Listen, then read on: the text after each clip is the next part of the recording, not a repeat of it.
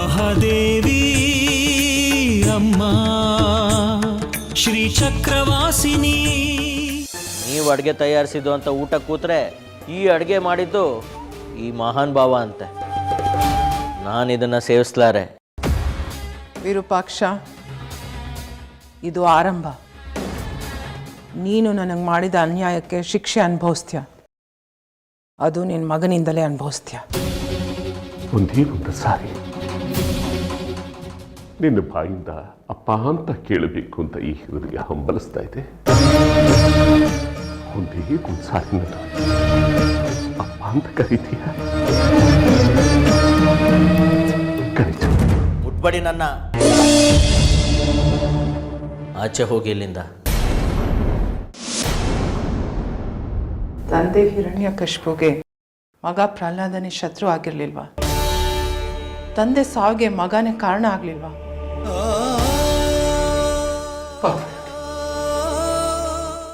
ನಾನು ಹಿರಣ್ಯಕಶಿಪು ಅಲ್ಲ ವೈಜಯಂತಿ.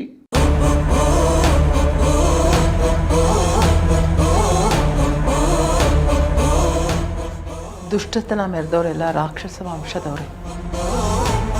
ಹಿಂದೆ ನಡೆದಿದ್ದನ್ನೆಲ್ಲ ಒಂದ್ಸತಿ ಮೆಲ್ಕ್ ಹಾಕು. ನಿನ್ನ ಮಗ ನನ್ನ ಹತ್ರ ಬಂದು ಸರಿ ಸುಮಾರು 20 ವರ್ಷನೇ ಆಯಿತು. ಆದರೆ ನೀನು ಒಂದ್ಸಲ ಆದರೂ ತಂದೆ ಆಗಿ ವಾರಣಾಸಿಗೆ ಬಂದು ನಿನ್ನ ಮಗನ ನೋಡಿದ್ಯಾ? 4 ವರ್ಷ ಮಗು ಆಗಿದ್ದಾಗ ನನ್ನ ಮಣ್ಣಲ್ಲಿ ಹಾಕಿದ್ದು. ಆಮೇಲೆ ತಂದೆ ಆಗಿ ತಾಯಿಯಾಗಿ ನಾನೇ ಅವನನ್ನು ಬೆಳೆಸಿದ್ದು. ನೀನು ಮಾತ್ರ ದುಷ್ಟ ತಂದೆ ಆಗೇ ಉಳಿದೆ. ಪದೇ ಪದೇ ಹೇಳ್ದೆ ಬಂದು ಹೋಗ್ತಿರೋ ಅವನ ಜೊತೆ ಸಂಪರ್ಕದಲ್ಲಿರು ಅಂತ. ನನ್ನ ಮಾತು ಕೇಳಿದ್ಯಾ? ಬಾಲ್ಯದಲ್ಲಿ ಅವನ ಜೊತೆ ಇರಲಿಲ್ಲ, ವೃದ್ಧಾಪ್ಯದಲ್ಲಿ ಅವನ ನಿನ್ನ ಜೊತೆ ಇರಬೇಕು ಅಂದರೆ ಹೇಗೆ ಸಾಧ್ಯ?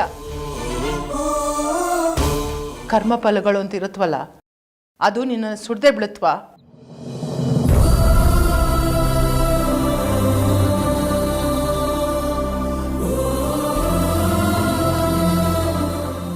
ಈಗಾಗಲೇ ಸಾಕಷ್ಟು ನೊಂದಿದ್ದೀನಿ. ಇನ್ನು ನೋಯಿಸ್ಬೇಡ ವೈಜಯಂತಿ, ನೋಯಿಸ್ಬೇಡ. ನಿನ್ನ ನೋಯಿಸೋ ಉದ್ದೇಶ ನನಗಿಲ್ಲ. ಆದರೆ ವಾಸ್ತವ ತಿಳಿಸದೇ ಇರೋದಕ್ಕಾಗೋದಿಲ್ಲ ಅಲ್ವಾ? ಈಗ ನನ್ನಿಂದ ಏನಾಗಬೇಕು?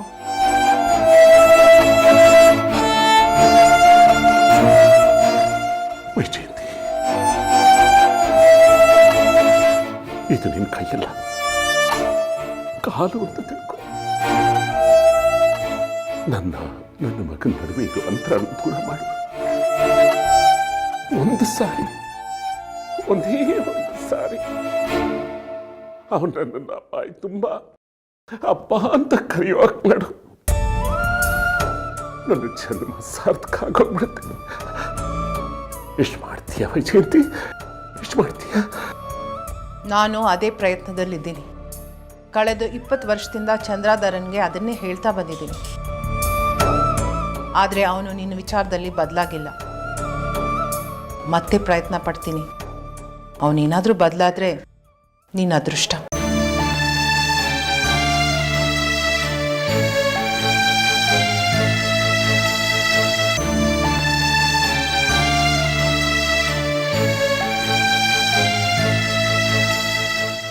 ನನ್ನ ಕ್ಷಮಿಸ್ಬಿಡು ಬಂಗಾರಿ. ಮನೇಲಿ ನನ್ನ ಮಾತು ನಡೀತಿಲ್ಲ.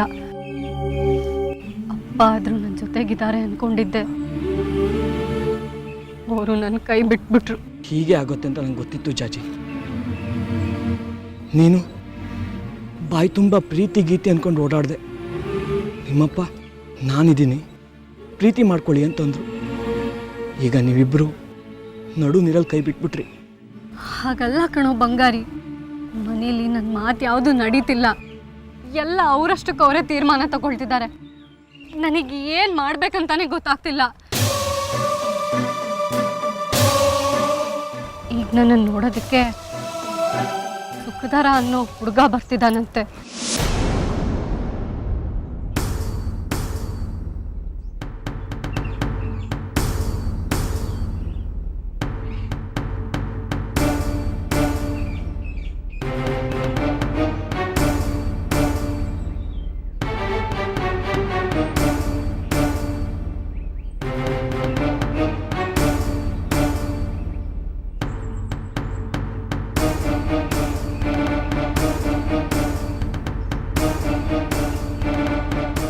ನಿನ್ನ ಹತ್ರ ಒಂದು ವಿಷಯ ಮಾತಾಡಬೇಕಾಗಿತ್ತು.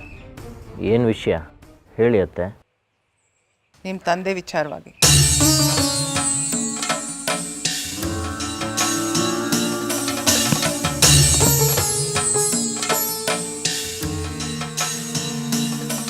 ಆ ಮನುಷ್ಯನ ವಿಷಯ ಬಿಟ್ಟು ಬೇರೆ ಇದ್ರೆ ಹೇಳಿ ಅತ್ತೆ. ಅವನು ನನ್ನನ್ನು ಬಂದು ಕೇಳ್ಕೊಂಡ, ಅಪ್ಪ ಮಗನ್ನ ಒಂದು ಮಾಡು ಅಂತ. ಅದಕ್ಕೆ ನಾನು ಸರಿಯಾಗೇ ಹೇಳಿದ್ದೀನಿ. ನಿನ್ನ ತಂದೆಯಾಗಿ ಯಾವ ಕರ್ತವ್ಯ ಪಾಲಿಸಿದ್ಯಾ ಅಂತ ನಿನ್ನ ಮಗ ನಿನ್ನ ತಂದೆಯಾಗಿ ಒಪ್ಕೋಬೇಕು ಅಂತ. ನಾವೇನಿದ್ರೂ ನಿನ್ನ ಸಹಾಯ ಮಾಡೋಕ್ಕೆ ಇಲ್ಲಿ ಬಂದಿದ್ದೀವಿ ಹೊರತು ಚಂದ್ರನಿಂದ ಬೇರೆ ಏನನ್ನು ನಿರೀಕ್ಷಿಸಬೇಡ ಅಂತ ಹೇಳಿದ್ದೀನಿ. ಸರಿಯಾಗೇ ಹೇಳಿದ್ದೀನಲ್ವಾ?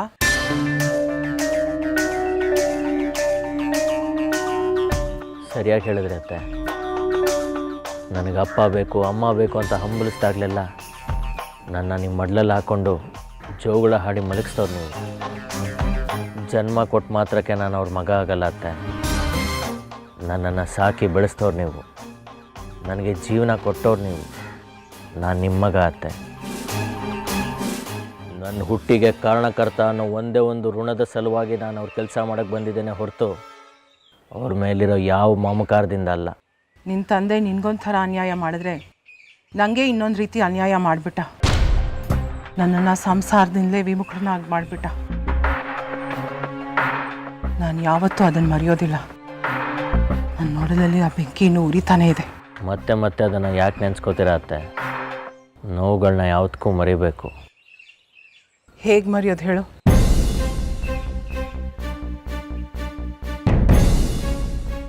ಆಗ ನಾನು 7 ತಿಂಗಳು ತುಂಬು ಗರ್ಭವತಿ. ಚೊಚ್ಚಲ ಹೆರಿಗೆಗೆ ಅಂತ ಇಲ್ಲಿಗೆ ಬಂದಿದ್ದೆ. ಅಂದರೆ ನನ್ನ ತವರಿಗೆ ಗರ್ಭದ ಸಮಸ್ಯೆಯಾಗಿ ನರಳಾಡ್ತಿದ್ದೆ. ವೈದ್ಯರ ಹತ್ರ ಕರ್ಕೊಂಡು ಹೋಗೋಣ ಅಂತ ಗೋಗರಿತಿದ್ದೆ. ಆದರೆ ಈ ವಿರೂಪಾಕ್ಷ ಮಂತ್ರ ಹಾಕ್ತೀವಿ, ನಿನ್ನ ನೋವು ಕಡಿಮೆ ಆಗುತ್ತೆ, ಸುಲಭವಾಗಿ ಹೆರಿಗೆ ಆಗುತ್ತೆ ಅಂತ ಹೇಳಿ ಬೊಗಳೆ ಬಿಟ್ಟು ಅಮ್ಮನವರ ಮಂಡಲದ ಮುಂದೆ ನನ್ನನ್ನು ಕೂಡಿಸ್ತಾ ಅವನು ಮಂತ್ರಗಳನ್ನ ಉದುರಿಸ್ತಾ ಹೋದ. ನನ್ನ ಕರುಳು ಕುಡಿ ಹಾಗೆ ಒಡ್ಲಲ್ಲೇ ಸತ್ತೋಯ್ತು.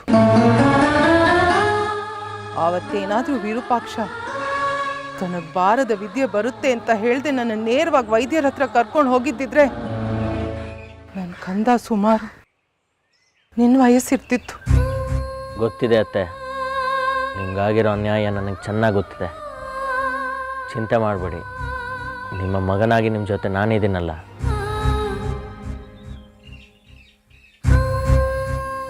ತಪ್ಪು ಮಾಡಿದವರು ದ್ರೋಹ ಮಾಡಿದವರು ನೆಮ್ಮದಿಯಾಗಿರ್ತಾರೆ. ನಾವು ನರಳ್ತಾ ಇರ್ತೀವಿ. ನಿಮ್ಮ ತಂದೆ ನನಗೆ ನಿನಗೆ ಅಷ್ಟೊಂದು ದ್ರೋಹ ಮಾಡಿದ್ದಾರೆ, ನೆಮ್ಮದಿಯಾಗಿ ನಗ್ನಗ್ತಾ ಇದ್ದಾರೆ. ಆದರೆ ನಾವು ಪಾಡ್ಪಡ್ತಾ ಇದ್ದೀವಿ.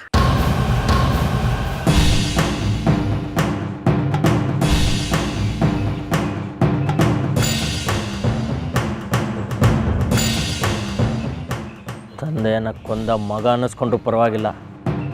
ಆ ವಿರೂಪಾಕ್ಷರ ಅಂತ್ಯ ನನ್ನ ಕೈಯಿಂದನೇ. ಅವನ ಚಿತೆಗೆ ಅಗ್ನಿಸ್ಪರ್ಶ ಮಾಡಿ ತರ್ಪಣ ಬಿಟ್ಟೆ ವಾರಣಾಸಿಗೆ ಹಿಂದಿರುಗೋದು.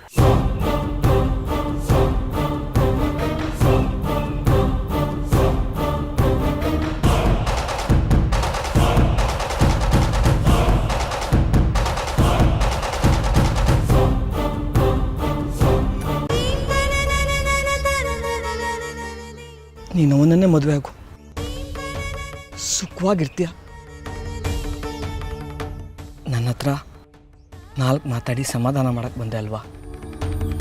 ನೀನೇ ಸಿಗಲಿಲ್ಲ ಅಂದಮೇಲೆ ಸುಖದವ್ರ ಮದುವೆ ಆದರೂ ಅಷ್ಟೇ, ವಿದ್ಯಾಧರ್ನ ಮದುವೆ ಆದರೂ ಅಷ್ಟೇ, ಏನೂ ವ್ಯತ್ಯಾಸ ಇರಲ್ಲ. ಹೇಳಿದ್ದಲ್ಲ ಹೇಳಾಯ್ತಲ್ಲ, ಹೊರಟು ಬಿಡು. ಇನ್ಯಾವತ್ತೂ ನಿನ್ನ ಮುಖ ತೋರಿಸ್ಬೇಡ. ಅರ್ಥ ಮಾಡ್ಕೊಳ್ಳೋ. ನಿನ್ನೆ ನಂಬ್ಕೊಂಡು ಬಂದಿದ್ದೀನಿ ಕಣೋ ನಾನು. ನೀನೇ ಹೇಗಂದ್ರೆ ಹೇಗೋ? ಬೇಡ ಕಣೆ ಜಾಜಿ. ಈ ನೋವು ಹತಾಶೆ ಎಲ್ಲ ಬಡವಂಗೆ ಸಾಮಾನ್ಯ. ನನ್ನ ಜೀವನ ಹೇಗೋ ಆಗುತ್ತೆ ಬಿಡು. ಈ ಚಪ್ಪಲೆ ಕಾಯೋನು ಮುಸ್ರೆ ತಿಕ್ಕೊಂಡು ನೋಡ್ಕೋಬೇಕೆ ಹೊರತು ಹೂ ಕಟ್ಟೋಳ್ನಲ್ಲ. ನೀನು ಎಲ್ಲೇ ಇದ್ರು ಹೇಗೆ ಇದ್ರು ಸುಖವಾಗಿದ್ಬಿಡು.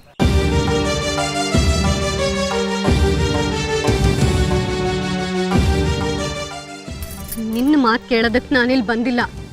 ದೊಡ್ಡ ಗಂಡಸು ನೀನು, ನನಗೆ ಪರಿಹಾರ ಕೊಡ್ತೀಯಾ, ಏನಾದರೂ ಮಾಡ್ತೀಯಾ, ನಮ್ಮ ಮನೇಲಿ ಬಂದು ಮಾತಾಡ್ತೀಯಾ ಅನ್ನೋ ಆಸೆಯಿಂದ ಬಂದಿದ್ದೀನಿ ಕಣೋ.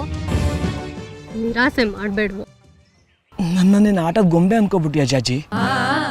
ನಾನು ನಿಮ್ಮ ಮನೆಗೆ ಬಂದು ಗಲಾಟೆ ಮಾಡಿ ಹೊಡ್ತಂದು ತಿನ್ಕೊ ಹೋಗ್ಲಿ ಅಂತನಾ, ಅಥವಾ ಊರವ್ರ ಮುಂದೆ ತಮಾಷೆ ಆಗಲಿ ಅಂತನಾ? ನಿನಗೆ ಅವಮಾನ ಆಗಲಿ ಅಂತ ನಾನು ಬಯಸ್ತೀನೇನು?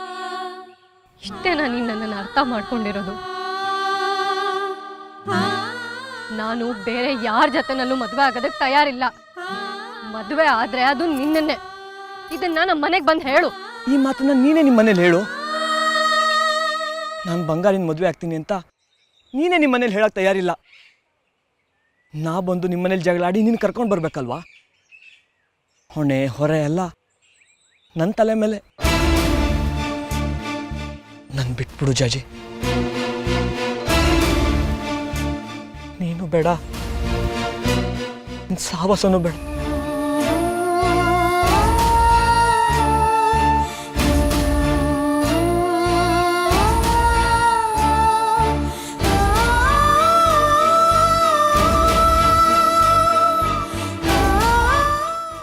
ಅಯ್ಯೋ ಪೆದ್ದ, ನಾನೇ ಹೇಳ್ತೀನಿ ಕೇಳು. ಒಂದ್ ಹುಡ್ಗ ಒಂದ್ ಹುಡ್ಗಿನ ಇಷ್ಟಪಟ್ರೆ ಅದಕ್ಕೆ ಪ್ರೀತಿ ಅಂತ ಅರ್ಥ. ಯಾವತ್ತಿದ್ರು ನಿನಗೆ ಟವಲ್ ಕೊಡೋದು ನಾನೇ. ತಗೋ.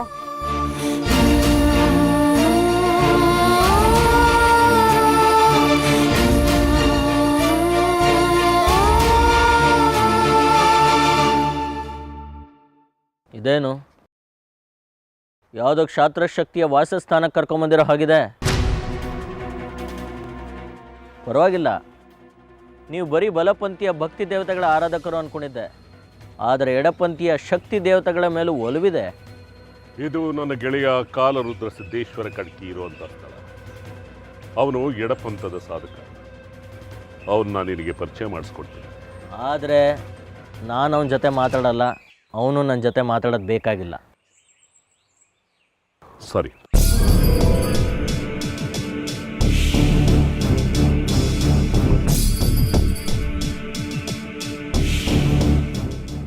ಏನ್ ವಿಚಾರ ಅಂತ ಹೇಳು ವಿರೂಪಾಕ್ಷ. ಇವನೇ ನನ್ನ ಮಗ ಚಂದ್ರಧರ, ಹಿರಿಮಗ, ನನ್ನ ಮುಂದಿನ ಪೀಳಿಗೆ.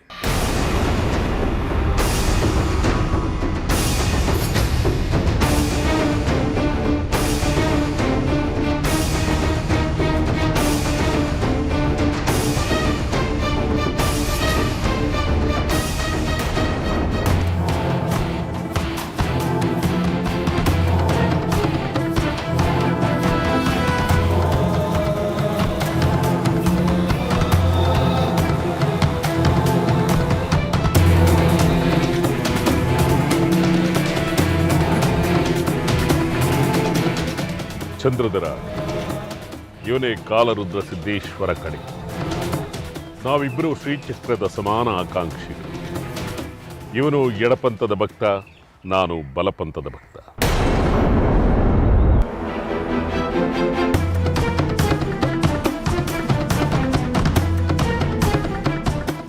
ಇವನೇನ ಶ್ರೀಚಕ್ರದ ಜನನಕ್ಕೆ ಕಾರಣ ಆಗೋ ಯುಗ ಪುರುಷ.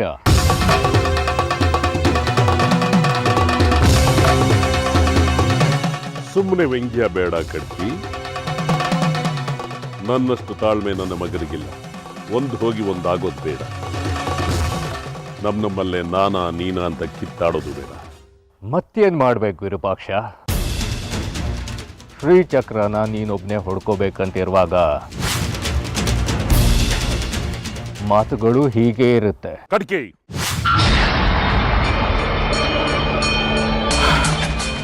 ನೋಡು, ಇಷ್ಟು ದಿವಸ ಒಂದಾಗಿದ್ವಿ, ಇನ್ನು ಮುಂದೆನೂ ಒಂದಾಗಿರೋಣ.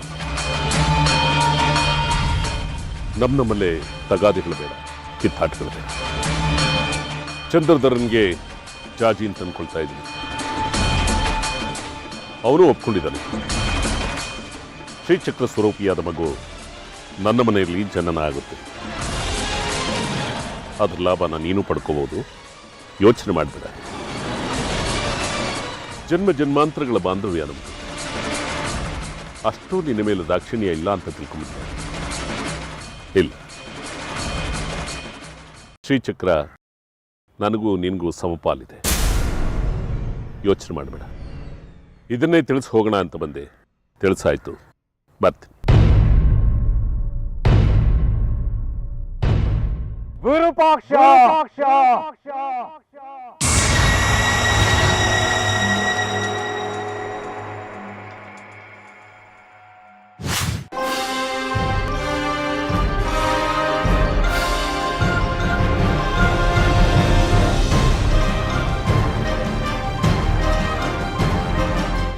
ನಿನ್ನ ಯೋಜನೆ ಏನೋ ಚೆನ್ನಾಗಿದೆ, ಆದ್ರೆ ನಿನ್ನ ನನ್ನ ಮಧ್ಯೆ ಹಾವು ಮುಂಗ್ಸಿ ಆಟ ಶುರುವಾಗಿದೆ. ಗೆಲ್ಲೋದು ನೀನ ನಾನಾ ಅಂತ ಸದ್ಯದಲ್ಲೇ ನಿರ್ಧಾರ ಆಗತ್ತೆ. ಅಂದ್ರೆ ನಿನ್ನ ಮಾತಿನ ಅರ್ಥ? ಏಟಿಗೆ ಎದುರೇಟು, ಆಟಕ್ಕೆ ಪ್ರತಿ ಆಟ, ಅಸ್ತ್ರಕ್ಕೆ ಬ್ರಹ್ಮಾಸ್ತ್ರ. ನೀನ್ ಹೇಗೆ ನಿನ್ನ ಮಗನನ್ನ ಕರೆಸಿ ಮದುವೆ ಮಾಡಬೇಕು ಅನ್ಕೊಂಡಿದ್ಯೋ ಹಾಗೆ ನಾನು ನನ್ನ ತಮ್ಮನನ್ನ ಕರೆಸ್ತಿದ್ದೀನಿ.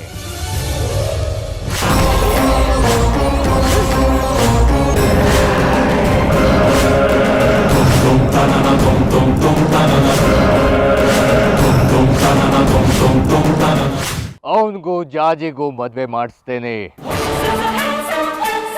ಶ್ರೀಚಕ್ರ ನನ್ನ ಕೈವಶ ಮಾಡ್ಕೋತೀನಿ. ಏನು ಹೇಳ್ತಾ ಇದೀಯ ನೀನು? ವಾಸ್ತವ, ಜಾಜಿನ ಮದುವೆ ಆಗ್ತಿರೋದು ನಿನ್ನ ಮಗ ಅಲ್ಲ, ನನ್ನ ಸಹೋದರ ಸೂರ್ಯಾಂಶು.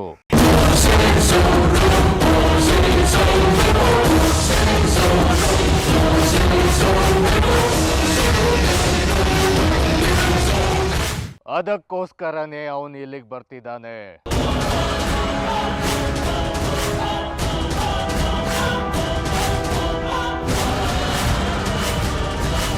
ಜಾಜಿಗೆ ಮಗು ಜನಿಸೋದು ನಿನ್ನ ಮನೆಯಲ್ಲ, ನನ್ನ ಕುಟೀರದಲ್ಲಿ.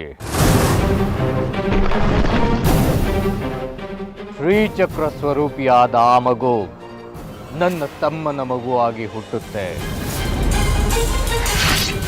ಅದರ ಸಂಪೂರ್ಣ ಬಳಕೆ ಹಕ್ಕು ನನ್ನದು.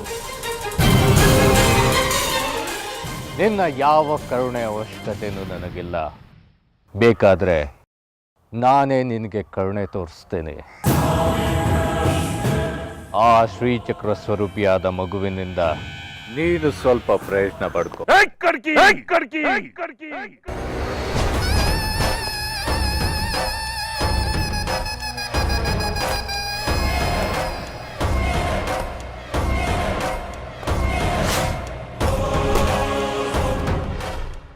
ನನಗೆ ಬೆಲ್ಟ್ ತೋರಿಸ್ತೀಯಾ ವಿರೂಪಾಕ್ಷ?